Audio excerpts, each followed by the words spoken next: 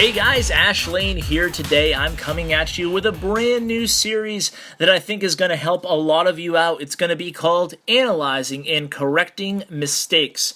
So in this series, we're going to look at failed raids, either 0 or 1-star attacks, or even 2-star attacks, how to make them 3 stars, and we'll be covering various levels of Town Hall from 8, 9, and then into 10. And in Town Hall 10, which I think I'm going to focus most of this series, but not all, I'm going to go ahead and cover both 2 into 3-star attacks and 1 into 2-star attacks. So basically, what were the differences on these attacks that caused one to succeed and others to fail?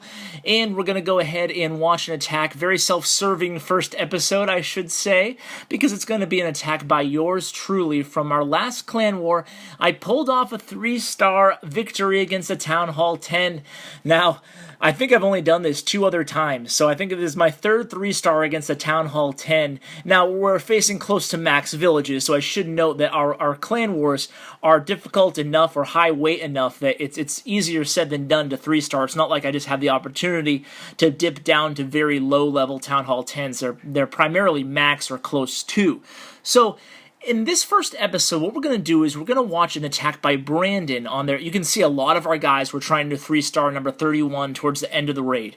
So what a lot of YouTubers don't show, myself included by the way, on these awesome 3-star attacks is they don't show all the failed attempts at 3 stars before someone in the clan can actually nail it.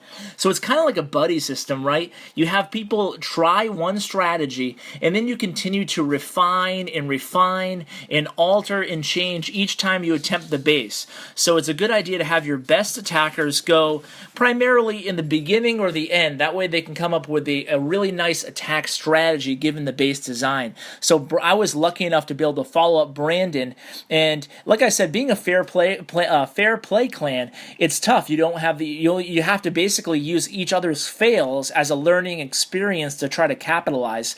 Now, we were lucky enough to see this village down towards the end of their Prism Legends Town Hall 10s, and you can see it's not totally maxed out, so that was a good benefit in our favor. So we've all been targeting this village to try to 3-star towards the end of the raid. Now let's go ahead and watch Brandon's attempt, and we're going to talk it through as far as the what he was trying to do here, what his goals were for each phase, and then where he attacked from, and what I did to change. Now, I'm not going to do a heck of a lot to change this attack, because it was a really nice attack, and it was really, really close. There was only one little thing I did differently, really. You can see here, he starts out with 2 golems from the northwest, going to drop his queen along with a few wizards. I think I took 1 extra wizard on my attack, and what I did is I brought a wizard in the clan castle. I think he might have done that too. I actually missed that. But I'm going to use the same entry point on my attack that you'll see, and I'm also going to go ahead and use the same spells, and mostly the same troops. So it's going to be almost a duplicate attack. One thing I do differently is the use of my poison spell, so we'll be keeping an eye on that upcoming in just a second here. So his raid starts out actually a little bit better than mine. You can see what he does is he uses the poison spell pretty early on, so we both used it at relatively the same time. Like I said, for whatever reason, it just goes to show you, you're going to see on my attack, that 2 attacks can be almost exactly the same, and for whatever reason, things just go differently. It's just it's the invariables in the game, or it's the variables in the game that you're just not able to account for all of them going into an attack. So it's a pretty standard GoLava attempt here, except for using the 2 haste spells in place of one of the freezes. So his queen was able to take down one of the Inferno Towers, or maybe his king did. Either way, the phase 1 of the attack did. Now what I'm going to do on my attack a little bit differently is I held off the freeze spell just a little bit longer. I held off the freeze spell, and I used my rage beforehand. So I switched after I saw this failed raid, I said, you know what?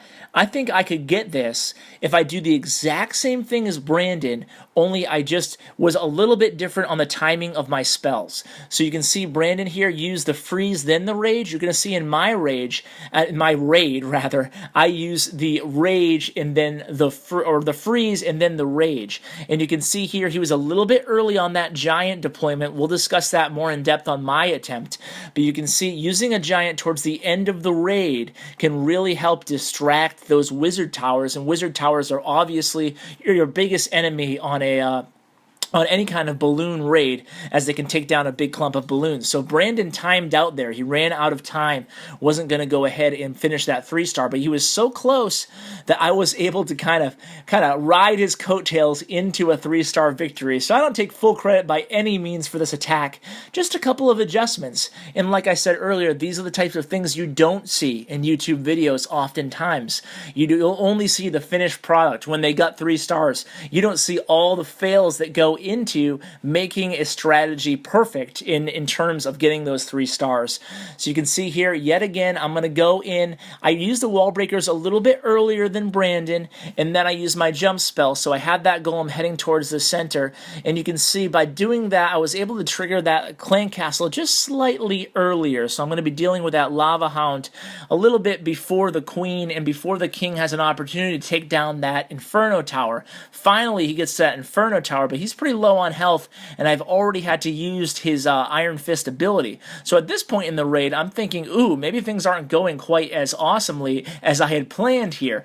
But I'm going to wait till the last second, use that Royal Cloak ability, and then I'm able to recover a little bit. The Queen takes out the Inferno Tower, and here comes my air portion of the raid. Same exact thing as Brandon. I watched this replay maybe, I don't know, 5 or 6 times, and I counted the number of balloons. I wanted to make sure I nailed the first part of the raid just like he did. So I'm going to use my haste spells, but here's the first difference in the raids. I'm going to go ahead and pre-place my rage spell, and I just delayed as long as I possibly could. Even an uncomfortable amount of delay there on that freeze. It ate through a little bit of my balloon health, but they were able to take it down before it became unfrozen, which was a huge difference maker in this raid for me. Now at this point, my balloons are going to head towards the south, take care of that wizard tower. I'm sitting pretty on that giant. So just watch, I should say, to see how long I wait on that giant deployment. The balloons are heading up north. They're going to take out this cannon. I still haven't dropped that giant because this is the most crucial part of the raid right now, right here. If these balloons go into that wizard tower, they will die. Perfect timing, if I do say so myself, on that giant placement there. And then those 2, I think, left standing balloons, or is it just 1? That 1 balloon is just going to float in there, take down the wizard tower while it's distracted with the giant, and there it is. I think I have around 45 seconds left in the raid, so plenty of time to take down these last units. My 1 balloon giant and about a dozen puppies or so. I did bring a couple of minions like Brandon to help with the cleanup, and I did it. 3 stars. Yay! It was, I can't lie, guys, even though it didn't matter in the war, so I should note that. The pressure wasn't exactly on me here, so I can't take too much credit like it was a clutch 3-star or anything like that, but I gotta say, it was pretty exciting. I'm sure you guys all know the feeling after you pull out a big victory like that. So guys, I hope you enjoyed this new series. I'm really interested to hear from you guys and what type of attacks you want feedback on. I plan to bring a huge variety. I want to cover like Go Wipe and Go Wee Wee ground attacks, but I do need your feedback if you guys are struggling with one attack more than the other, and make sure you guys tell me what Town Hall level you are so I can make sure to bring that type of content. And guys, I guess that's going to be it. Thank you so much for tuning in. As always, I certainly appreciate it, and I always appreciate when you share with your clanmates, guys. As always, take care.